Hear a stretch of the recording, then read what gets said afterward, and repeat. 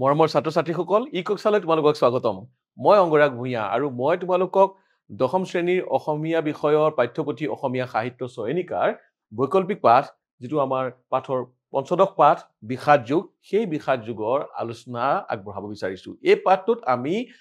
এই বিষাদ যুগ লিখোতা ভট্টদেৱৰ বিষয়ে জানিম, তাৰ লগতে ভট্টদেৱে লিখা যি গদ্য সেই গদ্যৰ আমি সৰলভাৱে বুজিবলৈ চেষ্টা কৰিম, অৰ্থাৎ গদ্যৰ ব্যাখ্যা কৰিম আৰু কেইটামান আমি প্ৰশ্নৰ উত্তৰ কৰি চাম যে আমি কিমানখিনি বুজি পালো। যি কি নহওক এতিয়া আমি এই যে পাঠটো বিষাদ যুগ এই পাঠটো অনা হৈছে কথা গীতাৰ পৰা। কথা গীতাৰ পৰা এইটো তুলি লোৱা হৈছে, উদ্ধৃত কৰা হৈছে আৰু এইটো লিখিছে শ্ৰী ভট্টদেৱ, যাক অসমীয়া গদ্য সাহিত্যৰ বা অসমীয়া গদ্যৰ জনক বা জন্মদাতা বুলিও জনা যায়। এতিয়া আমি প্ৰথমতে ভট্টদেৱৰ বিষয়ে জানি লওঁ। ভট্টদেৱৰ জন্ম হৈছিল 1558 খ্ৰীষ্টাব্দত আৰু মৃত্যু হৈছিল 1638 খ্ৰীষ্টাব্দত আৰু তেওঁক অসমীয়া গদ্য সাহিত্যৰ জনক বুলি কোৱা হয়। জনক মানে জন্মদাতা, জনক অৰ্থাৎ জন্মদাতা বুলি কোৱা হয়। কিয় কোৱা হয়? কাৰণ তেওঁৰ আগতে উত্তৰ পূব ভাৰতত বা উত্তৰ ভাৰতত কোনেও গদ্যত লিখা নাছিল। তাৰ আগলৈ সদায় কাব্যত লিখিছিল, অৰ্থাৎ পদ্যত লিখিছিল। তেওঁই প্ৰথম গদ্যত লিখিছিল। সেয়ে তেওঁ আমি অসমীয়া সাহিত্যত তেওঁৰ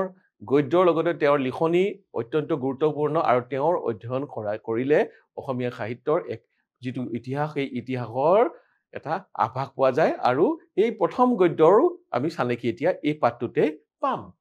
কৈছে তেওঁৰ সম্পূৰ্ণ নাম হৈছে বৈকুণ্ঠনাথ ভাগৱত ভট্টাচাৰ্য। তেখেতৰ আচল নাম হৈছিল বৈকুণ্ঠনাথ ভাগৱত ভট্টাচাৰ্য আৰু কামৰূপ জিলাৰ ভেৰাগ্ৰাম নিবাসী চন্দ্ৰ ভাৰতী, তেওঁৰ পিতৃৰ নাম আছিল চন্দ্ৰ ভাৰতী, তেওঁ দ্বিতীয় সন্তান আৰু পিতৃৰ আদেশত তেওঁ শ্ৰী দামোদৰদেৱৰ শৰণ লয় আৰু ভাগৱতত বিশেষ বুৎপত্তি আৰু শাস্ত্ৰ ব্যাখ্যাত অগাধ পণ্ডিতৰ কাৰণে তেওঁ পণ্ডিত সমাজৰ মাজত কবিৰত্ন আৰু লগতে ভাগৱত ভট্টাচাৰ্য উপাধি লাভ কৰিছিল। অৰ্থাৎ ভাগৱতত তেওঁ ব্যুৎপত্তি অৰ্থাৎ ভাগৱতত তেওঁ অগাধ জ্ঞান আছিল আৰু সেই জ্ঞান থকাৰ বাবেই আৰু তেওঁৰ যি কাব্যিক যি জ্ঞান আছিল, কাব্যৰ প্ৰতি যি জ্ঞান আছিল, সেইকাৰণে কবিৰত্ন আৰু ভাগৱত ভট্টাচাৰ্য এই উপাধি তেওঁক দিয়া হৈছিল। আৰু গুৰুৰ নিৰ্দেশ মতে, তেখেতৰ গুৰু শ্ৰী দামোদৰদেৱ আছিল, তেখেতৰ নিৰ্দেশ মতে সৰ্বসাধাৰণে বুজিব পৰাকৈ গদ্যত, মানে আমি যেনেদৰে কথা কৈ আছো সেই কথাত বা গদ্যত তেওঁ কি লিখিছিল? ভাগৱত পুৰাণ, গীতা আৰু ভক্তি ৰত্নাৱলী ৰচনা কৰে। ইয়াৰ উপৰি অসমীয়া ভাষাত তেওঁ শৰণ মালিকা, গুৰু বংশাৱলী, প্ৰসংগমালা আৰু সংস্কৃত ভাষাত ভক্তিসাৰ আৰু ভক্তি বিবেক ৰচনা কৰে। ভট্টদেৱে পূৰ্বে উত্তৰ ভাৰতত কোনেও এনেদৰে গদ্যত পুথি ৰচনা কৰা নাছিল আৰু ভট্টদেৱে অসমীয়া গদ্যত তত্ত্বগধুৰ কথা ৰচনাৰ আৰ্হি দেখুৱাই গৈছে। আৰু তেওঁৰ গদ্য অৱশ্যে বুৰঞ্জী ভাষাৰ দৰে কথিত ভাষাৰ দৰে নহয় আৰু তেওঁ সমসাময়িক পদ্যৰ ভাষাৰ পৰা প্ৰভাৱিত হৈছিল। অৰ্থাৎ তেওঁ গদ্য একেবাৰে বুৰঞ্জীৰ ভাষাৰ যেনেদৰে ভাষাটোত যেনেদৰে কথিত ভাষা বা এটা মান্য ভাষা যেনেদৰে চলিছিল তেনেধৰণৰ নাছিল, সামান্য তেওঁৰ পদ্যৰ প্ৰভাৱো আছিল। কৈছিল যে চন্দ্ৰৰীতি কিছু লক্ষণ তেওঁৰ ভাষাত বিদ্যমান। বিষাদ যুগ পাঠটি কথা গীতাৰ পৰা তুলি দিয়া হৈছে আৰু তেনেদৰে লিখা বিষাদ যুগ নামৰ যিটো পাঠ আছে সেই পাঠটো কথা গীতাৰ পৰা তুলি অনা হৈছে। এতিয়া আমি এই পাঠটো বুজিবলৈ চেষ্টা কৰিম। এই বিষাদ যুগ এই যি পাঠটো সেই পাঠটোৰ আৰম্ভণিতে আমি কি জানো যে এতিয়া মহাভাৰতৰ যুদ্ধ হৈ আছে। মহাভাৰতৰ যুদ্ধ হোৱাৰ সময়ত ধৃতৰাষ্ট্ৰ তেখেত অন্ধ, গতিকে তেখেতৰ লগত বহি থাকে সঞ্জয়। সঞ্জয়ে যুদ্ধত কি হৈ আছে দিব্য দৃষ্টিৰে তেওঁ চাই যুদ্ধৰ গোটেই ঘটনাৱলী ধৃতৰাষ্ট্ৰক কৈ গৈছিল আৰু সেইখিনিৰ পৰা আৰম্ভ হৈছে। ইয়াত প্ৰথমতে ধৃতৰাষ্ট্ৰই সঞ্জয়ক প্ৰশ্ন কৰে যে কি হৈ আছে। সুধিছে যে হে সঞ্জয়, মোৰ পুত্ৰ হব পাণ্ডু পুত্ৰ হব ধৰ্মভূমি কুৰুক্ষেত্ৰত যুদ্ধ ইচ্ছাই মিলিত হইয়া কি কৰ্ম কৰিলা আত মোক কহা। কৈছে হে সঞ্জয়, মোৰ পুত্ৰ আৰু পাণ্ডু পুত্ৰসকলে যুদ্ধৰ ইচ্ছাত অৰ্থাৎ যুদ্ধ কৰিবলৈ মিলিত হৈছে আৰু তেওঁলোকে কি কৰিলে যুদ্ধভূমিত যুদ্ধ ইচ্ছাই মিলিত হৈ তেওঁলোকে কি কৰ্ম কৰিলে মোক তুমি এতিয়া কোৱা। তেতিয়া সঞ্জয়ে ক'লে, জানা ৰাজা, পাণ্ডৱৰ সেনা হব বেহুৰূপে বহি ৰহিবাক দেখি তোমাৰ পুত্ৰ দুৰ্যোধন দ্ৰোণাচাৰ্য সমীপক যায়া বুলিবা লাগিল। হে আচাৰ্য, পাণ্ডৱ সবৰ বিস্তৰ সেনা দেখা দ্ৰুপদৰ পুত্ৰ শিষ্ট ধৃষ্টদ্যুম্নে বেহু পাতি আছে। কৈছে যে যেতিয়া পাণ্ডৱৰ সমৰ সজ্জা দেখিছে, অৰ্থাৎ পাণ্ডৱসকলে একেলগে যে যুদ্ধৰ বাবে প্ৰস্তুতি চলাই থকা দেখিছে, তেতিয়া দ্ৰোণাচাৰ্যৰ ওচৰলৈ গৈছে কি দুৰ্যোধনে কৈছে যে এয়া চোৱা পাণ্ডৱৰ সমৰ সজ্জা চোৱা, পাণ্ডৱবোৰ যে ৰৈ আছে পাণ্ডৱবোৰক চোৱা। আৰু তাত কোনে কি হৈছে তোমাৰ বন্ধু অৰ্থাৎ তেখেতৰ বন্ধুৰ নাম আছিল দ্ৰুপদ ৰজা। দ্ৰুপদ ৰজাৰ জীয়ৰীয়ে হৈছে দ্ৰুপদী, যাক পাণ্ডৱসকলে বিয়া পাতিছিল। আৰু সেই দ্ৰুপদীৰ ভাতৃ ধৃষ্টদ্যুম্নৰ কথা কৈছে, তেওঁ বেহু পাতি আছে, মানে সমৰ সজ্জা ধুনীয়াকে পাতি আছে। ভীমাৰ্জুন মহা ধনুৰ্ধৰ হ'ব আছে। কৈছে ভীম আছে, অৰ্জুন আছে, তাৰ উপৰি আৰু বিভিন্ন ধনুৰ্ধৰ বা বিভিন্ন বীৰসকল আছে। তাৰ নামবোৰ কৈছে সাত্যকী, বিৰাট, চেকিতান, কাশীৰাজ, পুৰুজিত, কুন্তিভোজ, যোধাধৰ্ম, দ্ৰৌপদীৰ 5 পুত্ৰ, প্ৰতিবিন্ধ্যাদী আৰু সবেই মহাৰথী। এই গোটেই সকলে এজন এজন মহাৰথী। এইখিনিতে কৈ থৈ দিওঁ, মহাৰথী কাক কৈছে যে মহাৰথী কয় যে যিয়ে একেলগে 10,000 ধনুৰ্ধৰৰ সৈতে যুদ্ধ কৰে তাক তেওঁকে মহাৰথী বুলি কোৱা হয়। যি একেদশ সহস্ৰ ধানুকিক যুঁজবে তাকে মহাৰথী বুলি কয়। একেলগে 10 সহস্ৰ মানে 10,000 ধনুৰ্ধৰৰ সৈতে যিয়ে যুঁজে তেওঁকে মহাৰথী বুলি কৈছে। আৰু পাণ্ডৱ পক্ষত এইবোৰ মহাৰথী আছে। তদুপৰি কৈছে যে আমাৰ সৈন্যৰ যি বিশিষ্ট সেনাপতি হ'ব তাকো কওঁ। আমাৰ যিখিনি বিশিষ্ট সেনাপতি হ'ব আছে তেওঁলোককো কওঁ। তেওঁলোকৰ নাম শুনা: গুৰুদ্ৰোণ, ভীষ্ম পিতামহ, মহাৰথী কৰ্ণ মহাৰথী, কৃপ অগ্ৰগণী, অশ্বত্থামা, বিকৰ্ণ, সোমদত্ত পুত্ৰ ভূৰিশ্ৰৱা। এইসকল হৈছে কৌৰৱ পক্ষৰ সেনাপতি বা কৌৰৱ পক্ষৰ মহাৰথী। এইসকল আহি যুদ্ধৰ বাবে এয়া উদ্যত হৈছে বা প্ৰস্তুত হৈ আছে। আনো বিস্তৰ বীৰসৱ মূৰ অৰ্থে প্ৰাণকে এৰিব ইচ্ছা কৰিছে। এই সকলো বীৰে মোৰ বাবেই প্ৰাণ এৰিবলৈ ইচ্ছা কৰিছে। সবে নানা অস্ত্ৰত নিপুণ, সবে যুদ্ধ বিশাৰদ, আৰু সকলোৱে বেলেগ বেলেগ অস্ত্ৰ পাকৈত, বেলেগ বেলেগ অস্ত্ৰ চালনাত সবে পাকৈত। এই বীৰসৱ যুক্ত হৈতেও ভীষ্ম সেনাপতি সৰ্বত্ৰভাৱে ৰাখিতেও আমাৰ একাদশ অক্ষৌহিণী সেনাই পাণ্ডৱ সমেত যুঁজিবে সমৰ্থ হেন প্ৰকাশ নকৰিলা। কৈছে আমাৰ সেনা ইমান বিশাল, আমাৰ 11 অক্ষৌহিণী সেনা আছে, তাৰ লগত আমাৰ ভীষ্ম আছে, ভীষ্ম পিতামহ আছে। তাৰ পিছতো কিন্তু আমাৰ সৈন্যই পাণ্ডৱসকলক যুঁজিবলৈ তেওঁলোকে সমৰ্থ প্ৰকাশ কৰা নাই। কিন্তু 7 অক্ষৌহিণী পাণ্ডৱ সেনা ভীম মাত্ৰ ৰক্ষিত হৈও আমাক যুঁজিবে সামৰ্থ্য প্ৰকাশ কৰে। কৈছে মাত্ৰ আমাৰ তুলনাত তেওঁলোকৰ আছে 7 অক্ষৌহিণী সেনা, কিন্তু ভীমৰ দ্বাৰা পৰিচালিত হৈ তেওঁলোকে আমাৰ লগত যুদ্ধ কৰিবলৈ তেওঁলোকে সমৰ্থ প্ৰকাশ কৰিছে। এতেকে তোৰা সবে সাৱধানে যুদ্ধভূমিত থাকি ভীষ্মক ভালমতে ৰক্ষা কৰিবা। গতিকে তোমালোকে কি কৰিবা, বা তোমালোকে যিসকলে যুঁজিবলৈ লৈছা তেওঁলোকে কি কৰিবা, সকলোৱে যুদ্ধত ভালদৰে থাকি ভীষ্মক যাতে ভালদৰে ৰক্ষা কৰা, কাৰণ ভীষ্মৰ প্ৰাণী আমাৰ প্ৰাণ। কৈছে যে সন্মুখে যুঁজিতে কেনো যেন পাছতে প্ৰহাৰ নকৰে। সন্মুখতে যুদ্ধ হ'ব, যুদ্ধ এটা নিয়ম আছে, সন্মুখা সন্মুখ যুদ্ধ হ'ব, পিছফালৰ পৰা কোনো যাতে প্ৰহাৰ নকৰে। কৈছে ভীষ্মক জীৱনে আমাৰো জীৱন, ভীষ্মৰ যদি জীৱনটোৱে আমাৰ জীৱন, ভীষ্ম বাচি থাকিলে আমিও বাচি থাকিম। এই কথাটো দুৰ্যোধনে কৈছে। মনে বহুমানযুক্ত বচন ৰাজাৰ শুনি মহাপ্ৰতাপী কুৰুবীৰ ভীষ্মে ৰাজাক হৰিশ কৰিতে সৰ্বপ্ৰাণীৰ ভয়ংকৰ সিংহ সদৃশ মহানাদ কৰিলা। কৈছে দুৰ্যোধনে এনে কথা শুনি ভীষ্মই কি কৰিলে, বেলেগ বেলেগ জন্তুৰ যিবোৰ মহানাদ জন্তুৰ দৰে গুজৰি উঠি তেওঁ ডাঙৰ এটা চিঞৰ তেওঁ দিলে। কৈছে উচ্চ কৰি শংখ বজাইলা, জোৰেৰে তেওঁ কি কৰিলে, শংখ বজাই দিলে। মনে সেনাপতি ভীষ্মৰে যুদ্ধোৎসৱ দেখি সকলো ঠাইতে শংখ, ভেৰী, আনক, গোমুখ আদি নানা বাদ্য বজাইলা, তাৰে মহাশব্দ ভৈল। কৈছে ভীষ্মকে দেখি আন যিবোৰ সেনা আছিল তেওঁলোকেও কি কৰিলে, বেলেগ বেলেগ গোমুখ বজাইছে, কিছুমানে ভেৰী বজাইছে, কোনোবাই আনক বজাইছে, এইবোৰ বজাই মহাশব্দ কৰিলে, অতি হুলস্থুল কৰিবলৈ ধৰিলে, আৰু যুদ্ধৰ বাবে শত্ৰুক আহ্বান জনাইছে। ইয়াৰ দ্বাৰা এইদৰে শংখ,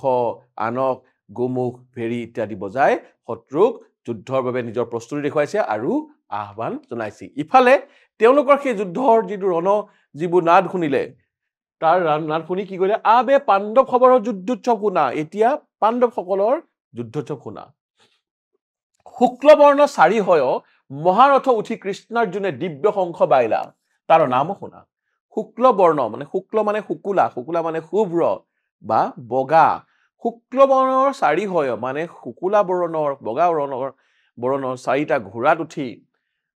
বা মহাৰথত উঠি কৃষ্ণাৰ্জুনে 4টা শুকুলা ৰঙৰ ঘোঁৰাই চলোৱা মহাৰথত উঠি কৃষ্ণ অৰ্জুনে দিব্য শংখ বজাইলে, আৰু তাৰ মাত শুনা। কৃষ্ণ যিটো শংখ বজাইছে সেই শংখটোৰ নাম হ'ল পাঞ্চজন্য। কৃষ্ণে পাঞ্চজন্য শংখ ফুংকিলা মানে ফুক দিলে বা বজাইছে। আৰু অৰ্জুনৰ যিটো শংখ, সেই অৰ্জুনৰ শংখটোৰ নাম হৈছে দেৱদত্ত। অৰ্জুনে দেৱদত্ত শংখ ফুংকিলা, পৌণ্ড্ৰক নাম মহাশংখ ভীমে ফুংকিলা অনন্ত নাম মহাশংখ যুধিষ্ঠিৰে বজাইলা নকুলে সুহুক নামে শংখ বাইলা সহদেৱে মণিপুষ্পক ধ্বনি কৰিলা এইবোৰ একো একোটা শংখৰ নাম কৃষ্ণৰ শংখৰ নাম যেনে পাঞ্চজন্য অৰ্জুনৰ শংখটোৰ নাম হৈছে দেৱদত্ত ঠিক তেনেকে ভীমৰ যিটো শংখ সেইটো নাম পৌণ্ড্ৰক আৰু যুধিষ্ঠিৰৰ শংখৰ নাম অনন্ত সুহুক হৈছে নকুলৰ আৰু সহদেৱৰ হৈছে কি নামটো মণিপুষ্পক এইকেইটা শংখ তেওঁলোকে বজাবলৈ ধৰিলে কাশীৰাজ সাত্যকী ধৃষ্টদ্যুম্ন বিৰাট দ্ৰুপদ দ্ৰৌপদীৰ পাঞ্চপুত্ৰ সুভদ্ৰাৰ পুত্ৰ অভিমন্যু আৰাসৱে পৃথকে পৃথকে শংখ বাইলা এইসকল বীৰ সেনানীয়েও তেওঁলোকে কি কৰিলে পৃথকে পৃথকে তেওঁলোকৰ শংখ বজালে আৰু শংখ বজাই তেওঁলোকৰ প্ৰস্তুতিৰ বিষয়ে জনালে তাৰ লগতে শত্ৰুপক্ষক যুদ্ধৰ বাবে আহ্বান জনালে সেই শংখৰ মহাশব্দ আকাশ পৃথিৱী সমেত দশু দিশ পুৰি কৌৰৱ সৈন্যৰ মহাভয় জন্মাইলা হৃদয় বিদাৰ কৰিলা এই পাণ্ডৱ পক্ষ যেতিয়া পৃথকে পৃথকে যে তেওঁলোকে শংখ বজালে সেই শংখৰ শব্দ শুনি মহাশব্দ শুনি কৌৰৱ পক্ষৰ মাজত ভয় উপজিল ভয় জন্মাইলা বুলি হৃদয় মহাভয় জন্মাইলা বুলি কৈছে যে তেওঁলোকৰ মাজত ভয় উপজিল হৃদয় বিদাৰ কৰিলা তেওঁলোকৰ হৃদয় তেওঁ ভয়ত ভকিবাথৌ কৰিব ধৰিলে পাছে কপিধ্বজ অৰ্জুনে কৌৰৱ সৈন্যক যুদ্ধ সম্মুখে দেখি অস্ত্ৰবৃষ্টিয়ে পুৰিবা লাগিল কিন্তু কপিধ্বজ অৰ্জুন কপিধ্বজ মানে অৰ্জুন কপি মানে বান্দৰ অৰ্জুনে যিখন ৰথত উঠি যুদ্ধ কৰিবলৈ গৈছিল সেইখনক কপিধ্বজ বোলা হয় কিয় কোৱা হয় কাৰণ সেই ৰথখনৰ যিখন পতাকা আছিল সেই পতাকাখনত প্ৰতীক আছিল হনুমান অৰ্থাৎ কপিধ্বজ মানে কপি মানে বান্দৰ আৰু বান্দৰৰ ধ্বজা আছিল অৰ্থাৎ সেই ৰথখনৰ পতাকাখনত হনুমানৰ প্ৰতীক আছিল আৰু সেইকাৰণে সেই ৰথখনক কপিধ্বজ বোলা হয় সেই কপিধ্বজত উঠি যেতিয়া কৌৰৱ সৈন্যক যেতিয়া দেখিলে তেওঁ যুদ্ধ কৰিবৰ কাৰণে অলপমান সংকোচবোধ কৰিলে গান দিব ধন ধৰি ঋষিকেশ ভগৱন্তক এই বাক্য বুলিলা তেওঁ নিজৰ যিখন ধনু আছে ধনুখনৰ নাম হ'ল গাণ্ডীৱ সেই গাণ্ডীৱ ধনুখন লৈ তেওঁ ঋষিকেশ অৰ্থাৎ ভগৱান শ্ৰীকৃষ্ণৰ আনতাৰ নাম ঋষিকেশ যিয়ে ইন্দ্ৰিয় জয় কৰে তেওঁকে ঋষিকেশ বোলা হয় ঋষিকেশক ক'লে বা ভগৱান শ্ৰীকৃষ্ণক ক'লে কি ক'লে হে অচ্যুত এই উভয় সেনাৰ মধ্যত মোৰ ৰথক ৰাখিও যাবে যুৱান্তা বীৰসৱক চাওঁ বুলিবা তুমি যুদ্ধান্তাকে যুদ্ধ চোৱা নোহা তাৰ শুনা মই কাৰ সমে যুদ্ধ কৰিম কৈছে যিসকল এইবোৰ যে মই এইসকল বীৰৰ মাজত মোক ৰথখন ৰাখি দিলা এতিয়া মই এওঁলোকৰ সৈতে যুদ্ধ কৰিব লাগিব কিন্তু মই কাৰ লগত যুদ্ধ কৰিম এইসকলটো মোৰ নিজৰে চিনাকি এইসকলটো মোৰ নিজৰে জ্ঞাতিকুলৰ মানুহ কৈছে যে দুৰ্বুদ্ধি দুৰ্যোধনৰ প্ৰীতি কৰিবাকৈ ইচ্ছাই যি বীৰসৱ আখি আছে তাৰক চাওঁ তাৱাতো দুই সেনাৰ মাধ্যমে ৰথক ৰাখিবা কৈছে দুৰ্বুদ্ধি দুৰ্যোধনৰ দুৰ্বুদ্ধি বুলি এইটো কাৰণে কৈছে দুৰ্যোধনৰ বাবে এই মহাভাৰতৰ যুদ্ধখন হৈছে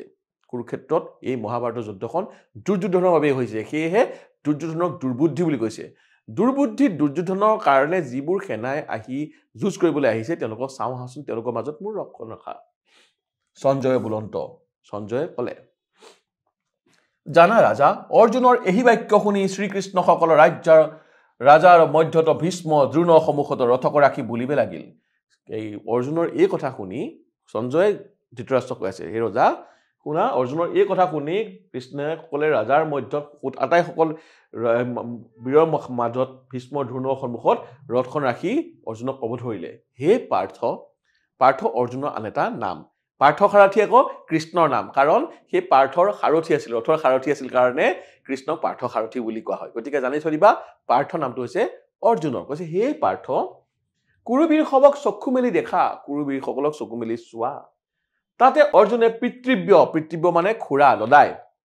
পিতামহ আচাৰ্য মাতুল মানে মোমায়েক পক্ষ ভাতৃ পুত্ৰ পৌত্ৰ সখী শশুৰ খুৰীসকলক দুই সেনাত দেখিলা অৰ্জুনে কি কৰিব অৰ্জুনে সন্মুখত দেখিছে তেওঁৰ খুৰা দদাইবোৰ আছে তেওঁৰ মাতুল আছে মাকৰ পক্ষ মানুহ আছে কাৰোবাৰ শহুৰেক দেখিছে কাৰোবাৰ ককায়েক আছে কাৰোবাৰ পুতেক কাৰোবাৰ নাতি এই সকলক দুই পক্ষতে তেওঁ দেখিব হৈছে আৰু দুই পক্ষই কি কৰিব যুদ্ধ কৰিব আৰু যুদ্ধৰ পৰিণতি কি হ'ব কোন এটা পক্ষ সেনাসকল মৃত্যুমুখত পৰিব আৰু কোন মৃত্যুমুখত পৰিব নিজৰে মানুহখিনি মৃত্যুমুখত পৰিব সেয়েহে অৰ্জুন এতিয়া অকমান দমোজাত আছে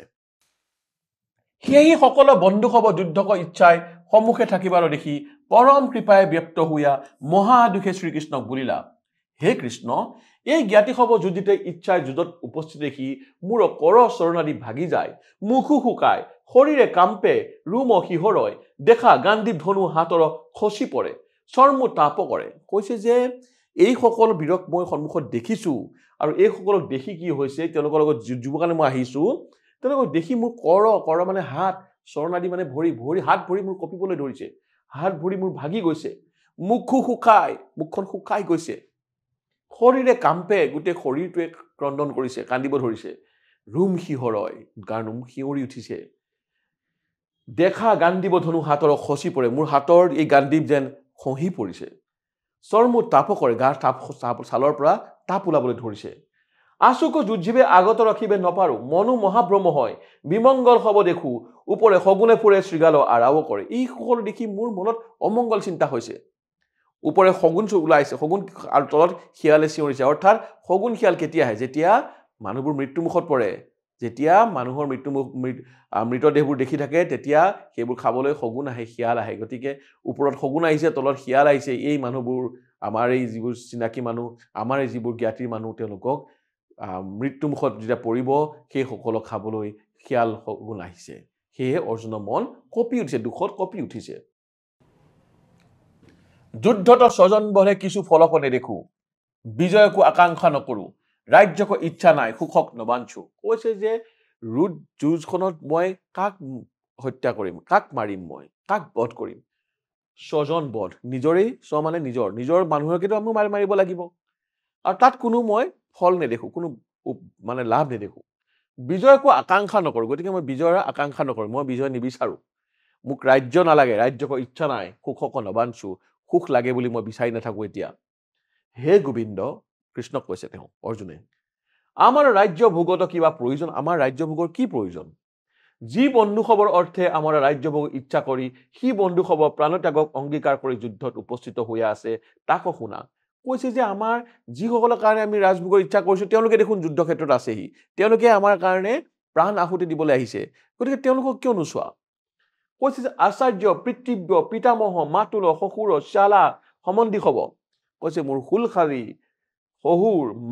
মাতুল মানে মাতৃবৃক্ষৰ মানুহ পিতামহ মানে যিবোৰ ভীষ্মৰ দৰে মানুহ পিতৃব্য মানে দদাইসকল আচাৰ্য গুৰু এই সকলোক আছে আৰু তেওঁলোকক আমি যদি তাৰা যদি আমাক মাৰে তথাপি আমি আলাকো মাৰিতে যোগ্য নহয় কৈছে তেওঁলোকে যদি মোক মাৰিব বিচাৰে মাৰক মই কিন্তু তেওঁলোকক মাৰিবলৈ মই যোগ্য নহয় তেওঁলোকে মাৰিলে মাৰিব পাৰিব এই কথাষাৰ অৰ্জুনে কৈছে কৃষ্ণক ত্ৰৈলোক্য ৰাজ্যৰ অৰ্থেও নবধি পৃথিৱীৰ পদে বধিব তাকো কি বুলিম ত্ৰৈলোক্য ৰাজ্যৰ অৰ্থ যদি নবধো পৃথিৱীৰ মাটিত বা যদি ভৰিত বধো তাক কি বুলি কম হে জনাৰ্দন ধৃতৰাষ্ট্ৰৰ পুত্ৰ হব বধিলে আমাৰ কি প্ৰীতি হব ধৃতৰাষ্ট্ৰৰ যিসকল পুত্ৰ আছে সেইসকলটো আমাৰে ভাই ককাইক তেওঁলোকক যদি বধো আমাৰ কি লাভ হব যদ্যপি আৰু আমাক বিষ দিতে চাইছে যদিও সিহঁতে আমাক বিষ দিব বিচাৰিছে আমাৰ ঘৰত তেওঁলোকে অগ্নি সংযোগ কৰিছে তেওঁলোকে যে যতুগৃহত আছিল পাণ্ডৱসকল কৌৰৱে যতুগৃহত জুই লগাই দিছিল কৈছে যে যদ্যপি আৰু আমাক বিষ দিতে চাইছে আমাক বিষ দি পেলাই মাৰিব বিচাৰিছিল অগ্নিও দিছে জুই সংযোগ কৰি অগ্নি সংযোগ কৰি মাৰিব বিচাৰিছিল ধন সৰ্বস্ব হৰিছে আমাৰ ধন কাঢ়ি লৈছে আমাৰ ৰাজ্য কাঢ়ি লৈছে ৰাজ্য ভাৰকো কাঢ়ি নিয়া আছে ভাৰ্যাকো অপকাৰ কৰিছে আমাৰ প্ৰিয় পত্নীকো তেওঁলোকে অপকাৰ কৰিছে অস্ত্ৰ ধৰি যুঁজিছে আৰু আমাৰ বিৰুদ্ধে অস্ত্ৰ ধৰি যুঁজিছে এই ছয়ত দুখত আততাই কৈছে ইহঁতবোৰ আততাই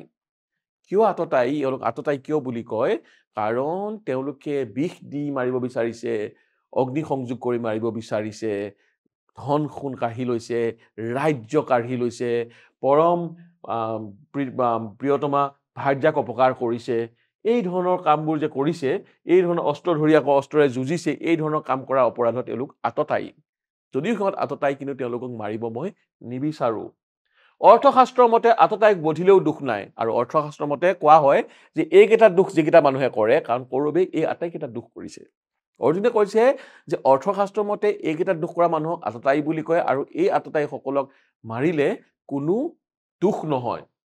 তথাপি ধৰ্মশাস্ত্ৰৰ মতে আৰক বধিলে আমাক দুখে পাইব তথাপি ধৰ্মশাস্ত্ৰৰ মতে এইকেইটাক যদি মই মাৰো তেনেহলে আমাক দুখে চুব মোৰ দুখ হব এয়াই অৰ্জুনৰ মহানুভতা ইমান অপকাৰ কৰিলে তেওঁলোকক পাণ্ডৱক ইমান অপকাৰ কৰিলে কৌৰৱে পাণ্ডৱৰ ইমান অপকাৰ কৰিলে দুৰ্যোধনৰ নেতৃত্বত পাণ্ডৱক আৰম্ভণিৰ পৰা শেষলৈকে কেৱল অপকাৰেই কৰিলে তথাপি অৰ্জুনে এতিয়া যেতিয়া যুদ্ধ কৰিবলৈ আহিছে আৰু যুদ্ধ কৰিবলৈ আহি যেতিয়া সন্মুখত কৌৰৱসকলক দেখিছে নিজৰ দদাই খুৰা শহুৰ কাৰোবাৰ শহুৰক দেখিছে নিজৰ কাৰোবাৰ ককাকক দেখিছে কাৰোবাৰ পুতেকক দেখিছে কাৰোবাৰ খুলখালীক দেখিছে এইবোৰ দেখি অৰ্জুনৰ মনটো ব্যথিত হৈ পৰিছে ব্যথা লাগিছে অৰ্জুনে যুদ্ধ কৰিব বিচৰা নাই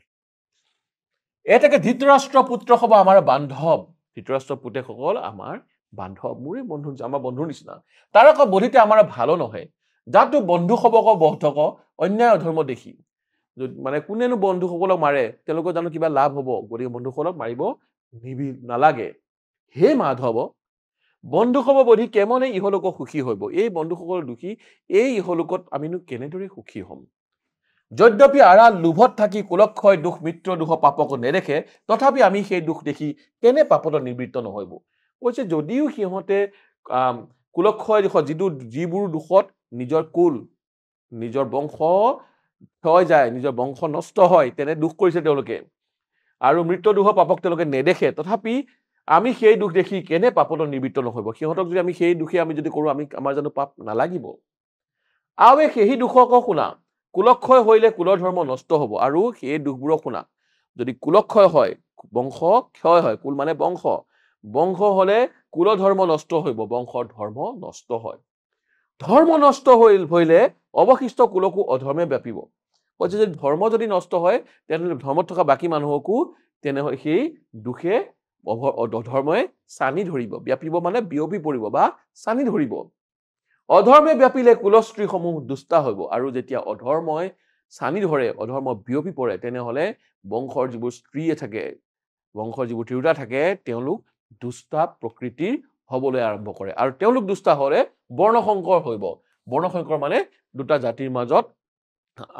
সংযোগ হোৱা বা দুটা জাতিৰ মাজৰ মিলনৰ সংগমত মানে হোৱা সন্তান কৈছে যে যদি স্ত্ৰী দুষ্ট হইলে বৰ্ণসংকৰ হ'ব কুল নৰক গতি হব আৰু কুলটো বংশটো নৰকলৈ গতি কৰিব তেৱে পিতৃ হ'ব লুপ্তপিণ্ড জলাঞ্জলিহীন হুয়া পৰিব আৰু যিখন পিতৃ তেওঁলোকে লুপ্তপিণ্ড অৰ্থাৎ তেওঁলোকে পিণ্ড নাপায় পিণ্ড তেওঁলোকে হেৰাই যাব পিণ্ড নাপায় আৰু জলাঞ্জলিহীন তেওঁলোকক জলৰ যি অঞ্জলি দিয়ে সেই অঞ্জলিও নোহোৱা হৈ যাব জলাঞ্জলিহীন হুয়া পৰিব যদি কুলধৰ্ম নষ্ট হয় কুলক্ষয় হয় এই দুখে হবে জাতি ধৰ্ম কুল ধৰ্ম বৰ্ণাশ্ৰম ধৰ্ম নষ্ট হইয়া মনুষ্য হ'ব নৰকত বাসা কৰিব আৰু এই দুখতেই সকলো যিবোৰ জাতি ধৰ্ম কুল ধৰ্ম বৰ্ণাশ্ৰম ধৰ্ম নষ্ট হৈ মানুহবোৰ নৰক গতি কৰিব তাকো আমি শ্ৰুতিত শুনিছি সেইটো আমি শুনিবলৈ পাইছো কি কষ্ট কিন্তু গতিকে কি কষ্ট হ'ব মহাপাপ কৰিতে আমি নিশ্চয় কৰিলো আৰু মহাপাপ কৰিবলৈ আমি থিৰাং কৰিলো দেখোন ৰাজ্য সুখ লোভে স্বজন বধিতে আমি উদ্যত হইলো আৰু ৰাজ্য সুখৰ লোভত বা ৰাজ্য লাভ কৰিবৰ কাৰণে অৰ্থাৎ এতিয়া যেতিয়া পাণ্ডৱ আৰু কৌৰৱে যুদ্ধ কৰিছে কিয় ৰাজ্যৰ বাবে দুৰ্যোধনে কৈছিল যে বেজিৰ আগত থকা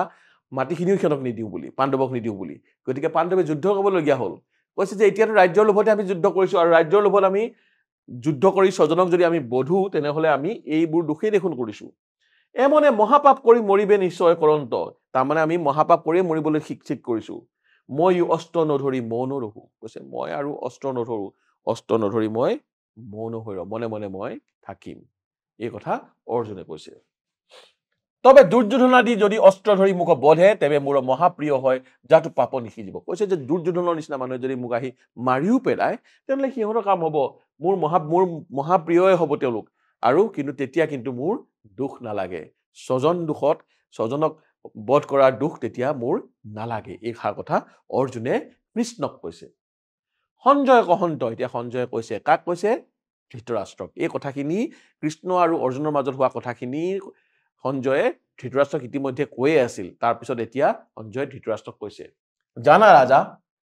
যুদ্ধৰ সন্মুখত অৰ্জুনে এই বাক্য বুলি ধনুষৰ এৰি কম্পিত হইলা ৰথৰ ওপৰত বহিলা কৈছে যুদ্ধৰ সন্মুখত যুদ্ধ কৰিবলৈ আহি অৰ্জুনে এইদৰে কথা কৈ কি কৰিলে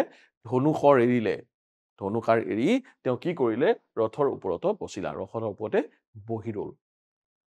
এই পাঠটোৰ বিষাদ যুগৰ পাঠটোত এইখিনিয়ে কথা আছে এইখিনি অৰ্জুনৰ মনত যি বিষাদ উৎপন্ন হৈছে সেই বিষাদৰ বিষয়ে কৈছে ইয়াৰ পিছতে কৃষ্ণ অৰ্জুনক বুজনি দিবলৈ যিখিনি কথা কৈছে তাৰ পৰাই আমাৰ যি মহাকাব্য গীতা সেই গীতাখিনি ৰচনা হৈছে গীতাখন তাৰ পিছত ইয়াৰ পিছত অৰ্জুনে